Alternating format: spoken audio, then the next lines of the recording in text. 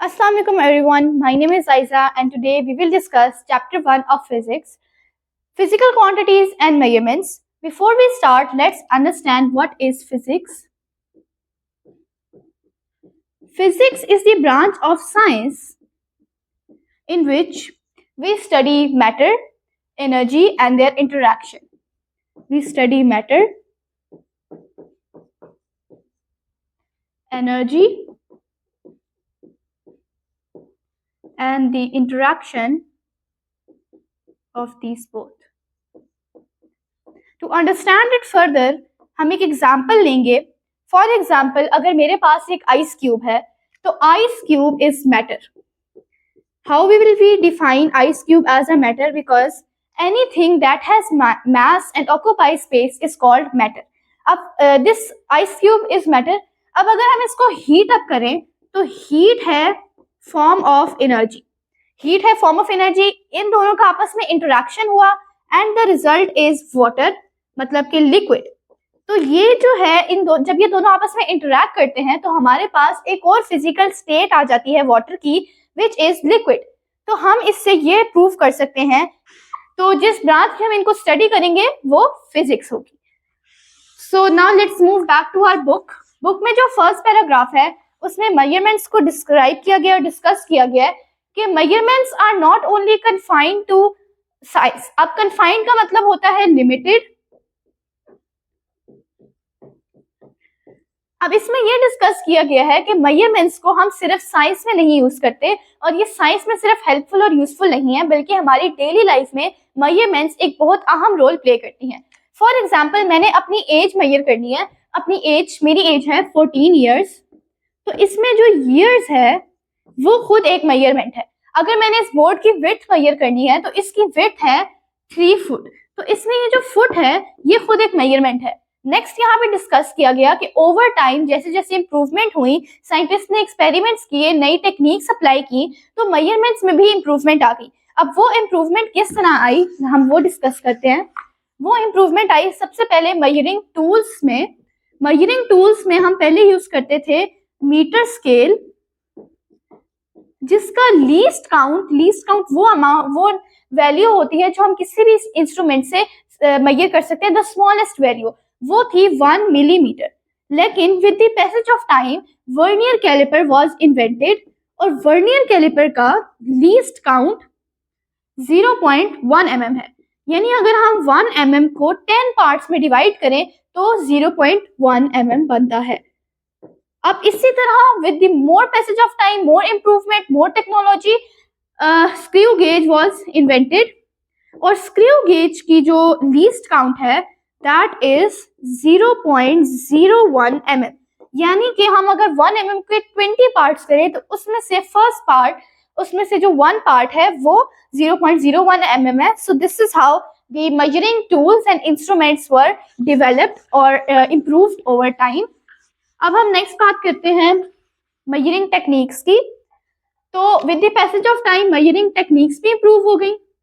अब टेक्निक्स में हम लोगों ने फर्स्ट ऑफ ऑल डिस्कवर किया जीरो एरर, जिसमें अगर आपका टूल है फॉर एग्जांपल वर्नियर कैलिपर, तो उसका जो मेन स्केल है और जो उसका वर्नियर स्केल है, अगर आप उन दोनों को जीरो पे ऐड करते, ये भी जीरो है ये भी जीरो, तो अगर उन दोनों की सेम लाइन पे वो कंसाइड नहीं करते, कंसाइड मतलब मीट अप नहीं करते, तो ये जीरो एरर है. जिससे हम लोगों ने ये भी चेक किया कि अगर हमारी मेजरमेंट में कोई मिस्टेक है तो वो जीरो एरर भी हो सकता है. उसके बाद आगे इन्वायरमेंटल फैक्टर्स, जिसमें हम लोगों ने डिस्कवर किया कि अगर हम लोग फिजिकल बैलेंस यूज कर रहे हैं और हम जिस इन्वायरमेंट में उसको यूज करें वहां पे ह्यूमिडिटी ज्यादा है या फिर एयर प्रेशर ज्यादा है, तो इससे हमारी जो मेजरमेंट है उसमें डाउट आ सकता है, वो चेंज हो सकती है और वो हमारी एक्यूरेट नहीं होगी. इसके लिए हम लोगों ने फिर एक सॉल्यूशन भी ढूंढा और हम लोगों ने इस फिजिकल बैलेंस के सराउंडिंग में एक ग्लास ब्लॉक ऐड कर दिया जो कि इसको सेफ रखता है एयर से और एयर प्रेशर से.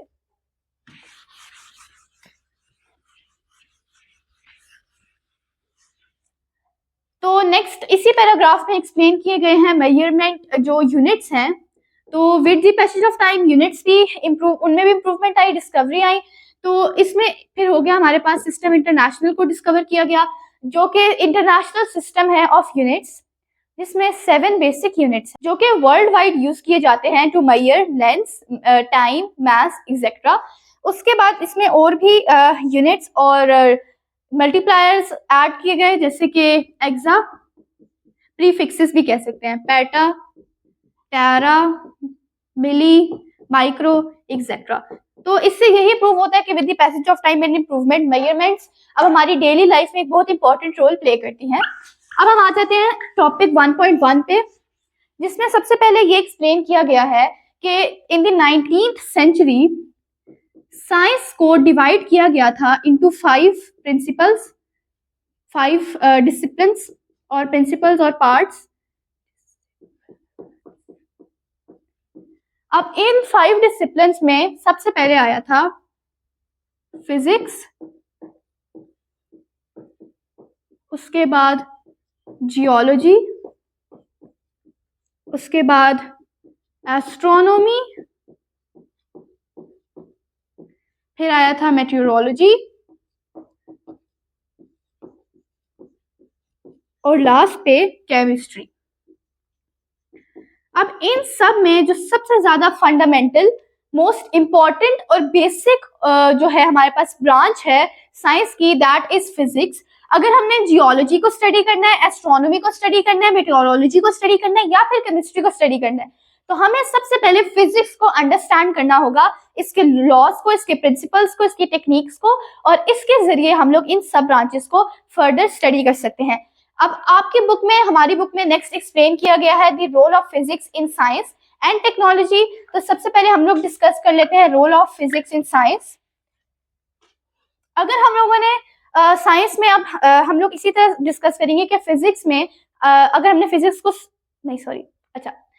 साइंस में हम लोग इस तरह रोल एक्सप्लेन करेंगे फिजिक्स का कि अब साइंस की जो एक ब्रांच है केमिस्ट्री, अब फिजिक्स उस ब्रांच में इस तरह यूजफुल है, हेल्पफुल है कि हम लोग यूज करते हैं फिजिक्स ऑफ सब atomic particles.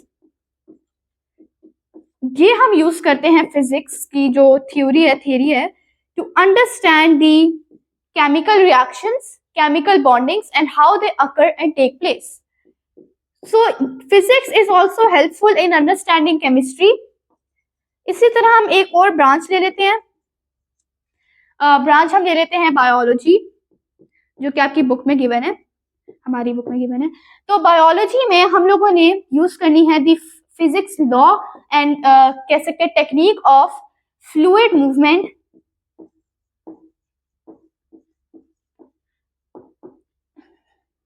to understand how blood flows through arteries, heart, etc. मतलब हम लोग बायोलॉजी में, जो कि साइंस की एक ब्रांच है, यूज करते हैं फिजिक्स। फिजिक्स का कौन सा लॉ, कौन सी थ्योरी यूज करते हैं? फ्लूइड मूवमेंट, ये अंडरस्टैंड करने के लिए कि हमारा ब्लड हमारी आर्टरीज और हमारे हार्ट में किस तरह से फ्लो करता है। यानी कि इन दोनों ब्रांचेस में या फिर बाकी ब्रांचेस में भी, साइंस में भी physics is very important. Next technology का आ जाता है कि साइंस ने फिजिक्स ने टेक्नोलॉजी में कैसे रोल प्ले किया है। जब भी आप लोग टेक्नोलॉजी का नाम सुनते हैं तो आपके दिमाग में आ जाता है फोन्स, लैपटॉप, फोन्स आ जाते हैं, लैपटॉप्स आ जाते हैं, कंप्यूटर्स आ जाते हैं, अदर डिवाइसेस आ जाती हैं, और इसके अलावा रॉकेट्स भी आ जाते हैं। अब आप लोगों ने फोन्स और कंप्यूटर्स तो यूज किए ही होंगे, और जो रॉकेट्स है वो आप लोगों ने नेट पे ऑनलाइन देखे होंगे, क्या पता मे भी कुछ लोगों ने देखा भी हो रियलिटी में, ठीक है, तो रियल लाइफ में। तो अब हम क्या कर सकते हैं कि जो साइंस है, जो फिजिक्स है, उसने टेक्नोलॉजी में ये रोल प्ले किया है कि ये फोन्स, कंप्यूटर्स, रॉकेट्स, ये सारे भी बिल्डअप है on the laws of physics. मतलब फिजिक्स टेक्नोलॉजी में भी बहुत इंपॉर्टेंट है। एक और एग्जांपल लेते हैं रोबोट्स की।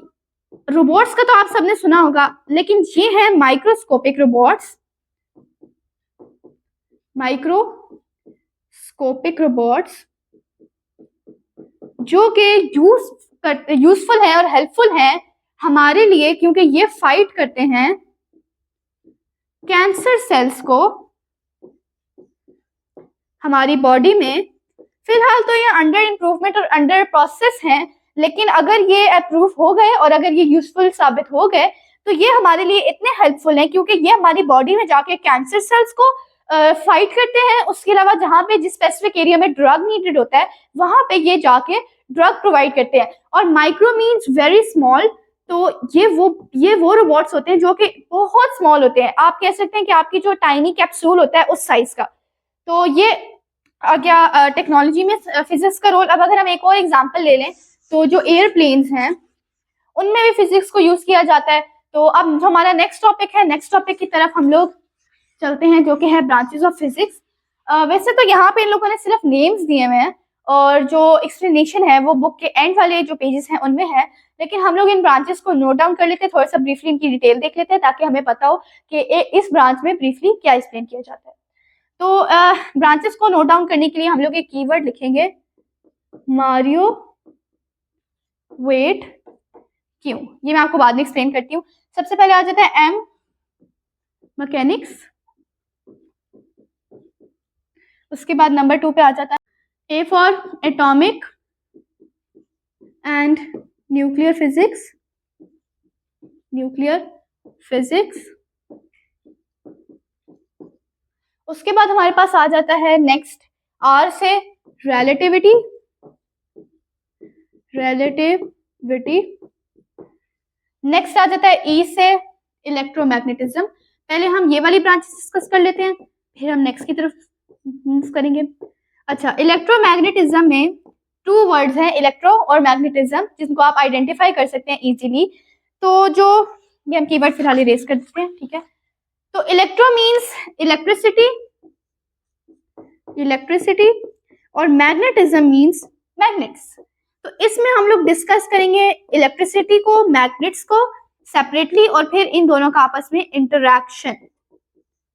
ये सब कुछ हम लोग इस ब्रांच में डिस्कस करेंगे फिजिक्स की। रिलेटिविटी, जब भी आप लोग ये नेम सुनते हैं तो आपके दिमाग में कुछ आता है, कुछ बहुत बड़ा, बहुत दूर, स्पेस से रिलेटेड। तो इसमें हम लोग स्टडी करेंगे स्पेस, टाइम और ग्रेविटी को।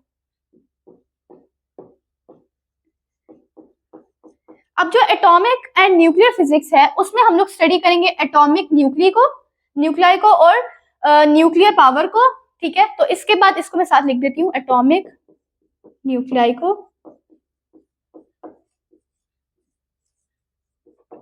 और न्यूक्लियर पावर को। अब मैकेनिक्स पे आ जाते हैं। मैकेनिक्स में हम लोग स्टडी करेंगे मोशन को, फोर्स को और एनर्जी को, ठीक है। ये हम लोगों ने ब्रीफली एक्सप्लेन कर लिए हैं। अब हम अपनी नेक्स्ट फर्दर ब्रांचेस की तरफ चलते हैं। मैकेनिक्स आप याद रख सकते हैं, मैकेनिक्स से मोशन, और जब भी हमने कोई मोशन या किसी भी चीज को मूव करना होता है तो हम उस पर फोर्स अप्लाई करते हैं और एनर्जी अप्लाई करते हैं, ठीक है। तो हम फिर से वही कीवर्ड लिख लेते हैं, एम, ए, आर और ई से हमने लिख लिए हैं। अब हम ओ से, डब्ल्यू, टी और क्यू से लिखेंगे। ओ से आ जाते हैं हमारे पास ऑप्टिक्स। अच्छा, अब जब कभी भी आप लोग किसी ग्लासेस वाली शॉप पे जाते हैं जहां से आप अपनी ग्लासेस बनवाते हैं, वहां पे लिखा होता है एंड पे ऑप्टिक्स, चाहे पहले कोई भी नाम हो, अली, हमजा, बिस्मा, बिस्मिल्ला, ऑप्टिक्स। तो ऑप्टिक्स में हम लोग स्टडी करते हैं लाइट,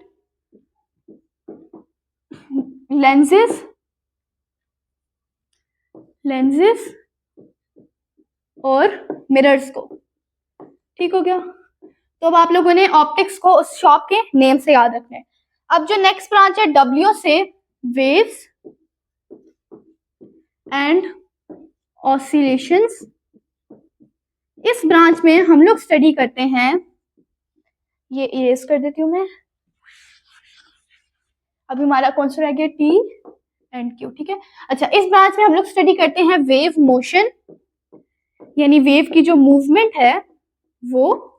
उसके अलावा हम लोग स्टडी करते हैं वाइब्रेशंस को और साउंड को, क्योंकि साउंड ट्रेवल्स बाय वेव्स, ठीक है। तो ये सब हम इस ब्रांच में डिस्कस करते हैं। टी से आ जाता है हमारे पास थर्मो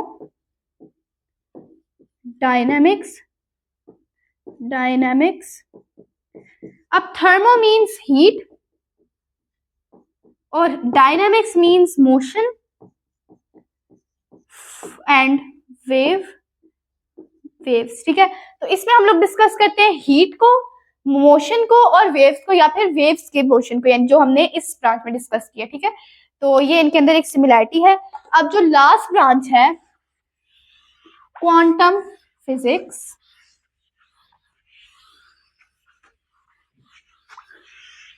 अच्छा टी से भी हो गया और अब क्यू से क्वांटम फिजिक्स।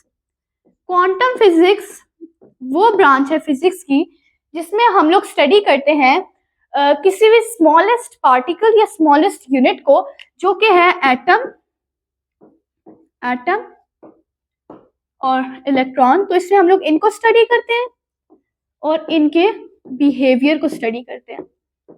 तो ये थी सारी ब्रांचेस, मेन ब्रांचेस जो कि अभी हमारी बुक में मेंशन है, जो कि है ये 8 ब्रांचेस है टोटल। तो अब हम इनको कीवर्ड इनका मैंने बनाया है आप लोग की आसानी के लिए। मारियो का वेट, क्यू, एम फॉर जो मैंने आपको सारे बताए, MAREOWT और फिर क्यू फॉर क्वांटम फिजिक्स। तो अब हम लोग अपने रिव्यू ले लेते हैं कि आज हमने क्या पढ़ा। सबसे पहले हम लोगों ने पढ़ा कि फिजिक्स क्या है। Physics is the study of matter, energy and there interaction. Next हम लोगों ने डिस्कस किया कि जो मेजरमेंट्स हैं वो हमारी डेली लाइफ में बहुत यूजफुल हैं, और जैसे जैसे टाइम पास हुआ improvement I, more techniques were develop, तो इनमें भी इम्प्रूवमेंट आई, इंस्ट्रूमेंट्स में, यूनिट्स में, टेक्निक्स में। उसके बाद हम लोगों ने डिस्कस किया कि फिजिक्स जो साइंस है वो 5 ब्रांचेस में डिस्ट्रीब्यूटेड है, उसमें सबसे इंपॉर्टेंट फिजिक्स है। फिर हमने फिजिक्स का रोल डिस्कस किया साइंस में, टेक्नोलॉजी में। लास्टली हम लोगों ने डिस्कस की फिजिक्स की ब्रांचेस, जो कि टोटल 8 ब्रांचेस हैं, और इनका एक कीवर्ड बनाया हमने। तो आज के लिए बस इतना ही। उम्मीद है आपको वीडियो पसंद आई होगी, और मजीद ऐसी वीडियोस के लिए मेरे चैनल को सब्सक्राइब करें, और अगर आपको कोई भी टॉपिक या सब्जेक्ट में अंडरस्टैंडिंग चाहिए तो नीचे कमेंट कर दीजिएगा। अल्लाह हाफिज।